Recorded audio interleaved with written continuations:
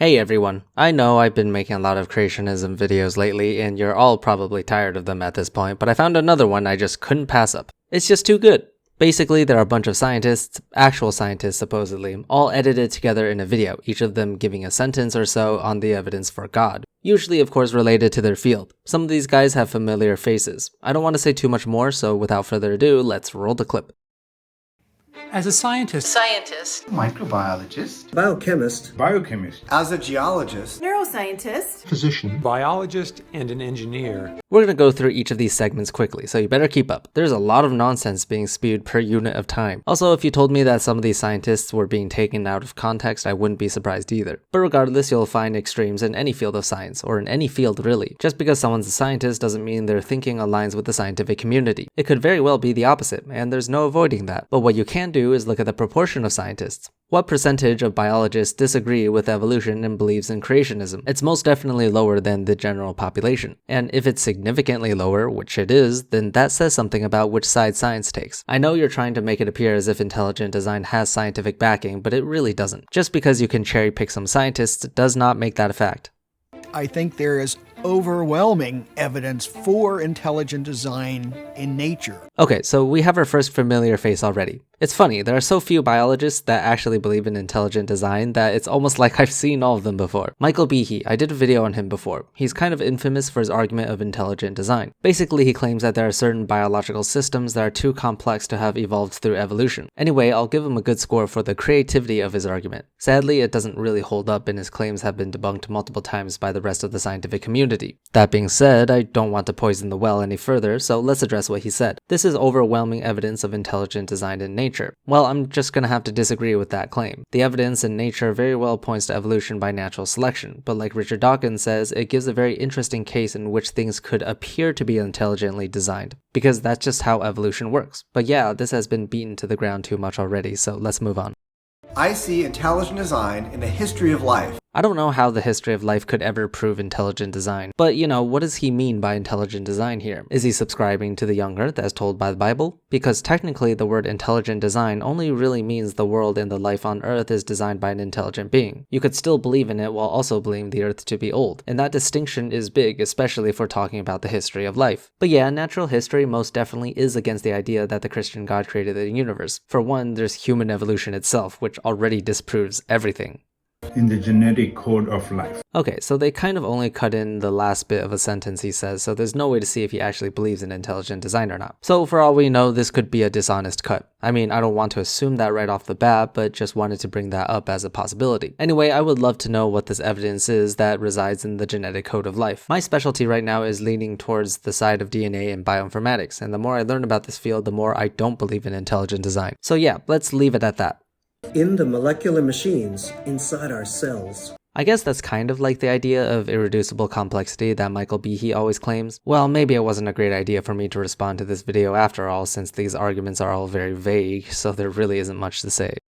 In the complexity of life. Complexity obviously does not automatically mean intelligent design. Honestly, it's not even the best system to measure it by, because complexity does not necessarily mean it's better. Instead, it's better to measure by how efficient or how effective a certain design is. For example, the fact that the trachea and the esophagus are both connected to the same entrance is really stupid. Or what about vestigial organs or behaviors in human beings? Why introduce a structure that is essentially useless? The fact that I could even name a few examples already shows that this couldn't possibly be intelligently designed, and there's plenty more coming. So yeah, that's what we need to look at, not complexity. Something could easily be more complex but less efficient, like the recurrent laryngeal nerve wrapping around the aorta. More complex but much worse in terms of function. And don't even get me started on genetic diseases. in the information embedded in living things. I guess that's just a different way to say the genetic code, but when someone says information as reference to genetic material, I cringe a little bit. No one really calls it information except for creationists, because honestly that word would give it more credit than it actually is. Is it really information, or is it just a series of nucleotides? Very different perspectives, which gives us very different implications. I mean, as someone who studies in the field of DNA, it definitely holds more power than you would imagine, but would I ever call it information? Not really. In the operation of the human brain. The human brain is definitely something we can't really comprehend completely yet. It's probably going to be one of the last mysteries we ever solve in the human body. But does that mean it's evidence for intelligent design? See, there's a huge leap of logic from it's difficult to understand to God must have created it. Just because something is too complex for our understanding does not mean that it was intelligently designed. For all we know, there could be a random mechanism in physics, maybe one we haven't discovered yet, that produces complex organisms or something. I don't know. Or maybe a different God created us, like Poseidon. You can't leap that far in logic. One simple premise like this does not validate your conclusion. The best we can say right now is, I don't know how the human brain came about. In the features of the human body. Yeah, tell me why humans get autoimmune diseases, and why an all-loving God with infinite intelligence would allow our own cells to attack each other.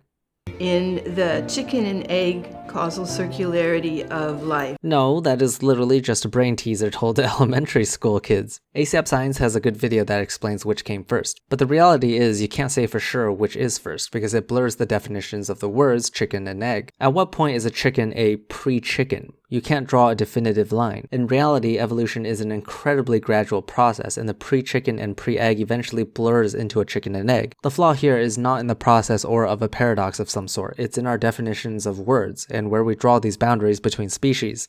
As a mathematician, I see great evidence of purpose in the universe. Ah yes, another familiar face. Okay, I didn't recognize as many as I thought I would, but I think we did a video on this guy already. Correct me if I'm wrong though. Anyway, if you're just going to say math in general, there really isn't much to say in response, so let's move on.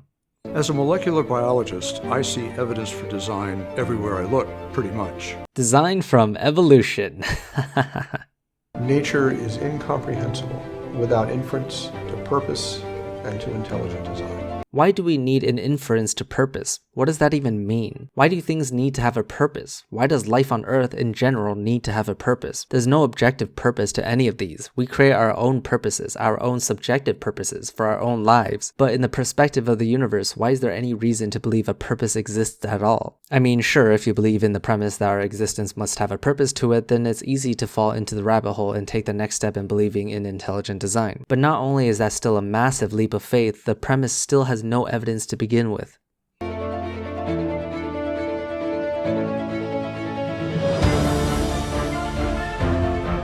I suppose I'm nitpicking a little too much in this video. It was never actually meant to present evidence, but rather just to show how many scientists are behind them on the idea of intelligent design. Like I said earlier, scientists are much less likely to believe in creationism compared to the common population, and by an amount significant enough to say something. It'd be more fair if we presented all the scientists that are against the idea of intelligent design as well. It's kind of like when you have a debate between two people on, say, climate change, where you have one person denying man-made global warming against one scientist, when in reality you should bring in 97 scientists to reflect the amount of scientific support for anthropogenic climate change.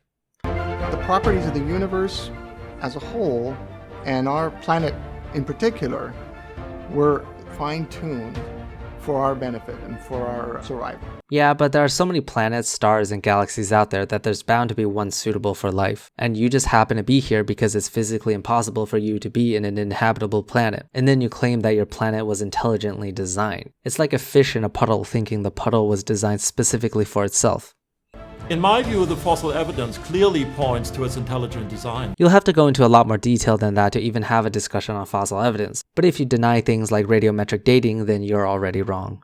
I see life as designed because when I look at life at the molecular level, I see exquisite engineering. Okay, this point has been repeated multiple times already, so let's move on. All cells contain DNA, which include lots of information. And information is only the product of a mind. Huh? What? Why would information only be a product of the mind? Technically anything is information, is it not? Let's say just the rays of a sun is information because we can measure it, obtain its frequency, wavelength, intensity, things like that, which is technically information. So where did you get the idea that information can only be the product of a mind? That is a big leap in logic that is not supported by any reasoning or evidence whatsoever. Darwin thought living cells were just blobs of jelly, but when I look in a living cell, I see evidence of factories, machines, three-dimensional architectures, enormous amounts of encoded information. I don't want to undermine any of the machinery that exists within our cells. It is indeed spectacular and works very well. However, that being designed is, again, a separate situation. Because so far we can explain everything via evolution, no intelligence required. And even if something is indeed too incredible for evolution, that still doesn't mean it was intelligently designed. I feel like I have to hammer this point many times to creationists. Even if you prove something is out of scope for natural mechanisms, you still have to connect the dots and have evidence that God created us in the universe. At the end of the day, you're making a positive claim, so prove it. There's power generators, there's manufacturing plants. Sure, no objections here, but evolution by natural selection perfectly explains it. Life contains many features that we know from experience only arise from the activity of intelligent agents. Oh hey, another person I recognize. Okay, so your experience doesn't mean anything. I know you're referring to the stupid watchmaker argument again, but that has been debunked way too many times for me to even count. The universe is an entirely different beast compared to man-made items, and transferring the logic from one to the next is simply flawed. Next. The genetic code is like a software program. It's like somebody would have had to be a coder, would have had to form this particular genetic code. When I see that order and design, I have a really hard time believing that random mutation and natural selection alone can cause the complexity and the diversity we see in life. No, definitely not. I hate it when people compare something like DNA to actual code that software engineers write. The latter is structured in an intentional way so that a certain task is achieved. The former, on the other hand, is just 4 letters bunched together that kind of makes sense when you analyze them, but also has a lot of junk that doesn't do anything. I'd be more inclined to believe it was randomly assembled than to believe it was intelligently written. But then, randomly assembled is sort of the case, and then when you apply a bit of natural selection to it, everything suddenly makes sense. But anyway, if you really believe God wrote the DNA within our cells, please tell me about genetic diseases. I haven't heard any creationists tackle this argument yet. Why would an intelligent designer code things like cystic fibrosis into our cells? That just makes no sense. There are so many flaws that it's simply stupid to think that anyone wrote this with any sort of intention. When you look at nature at large, what you see is incredible examples of innovation which surpass human technology. Examples include the flight capabilities of a hummingbird, sonar in bats, and greater innovation always implies greater intelligence from a designer. But just because something is, quote, greater than our technologies does not mean it was designed by some sort of intelligence. Because guess what? Evolution can very well give us organisms with structures that work in incredible ways. Also, I don't like it when people try to undermine human technology this way. Last I checked, no organism on the planet has a built-in computer or Wi-Fi. Both are good in their own ways. Neither is better than the other in an objective sense.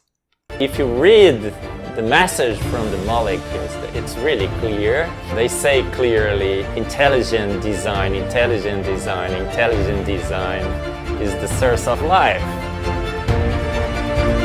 Here's a good moment for me to thank my patrons, Fireshard, Alan Morton, JN, and Misfixit for contributing to this channel, so that you can watch more videos like this that makes you bang your head against the wall. At this point, I probably have less than 100 brain cells left, and if I lose 1 brain cell per video, I'm not going to last another year.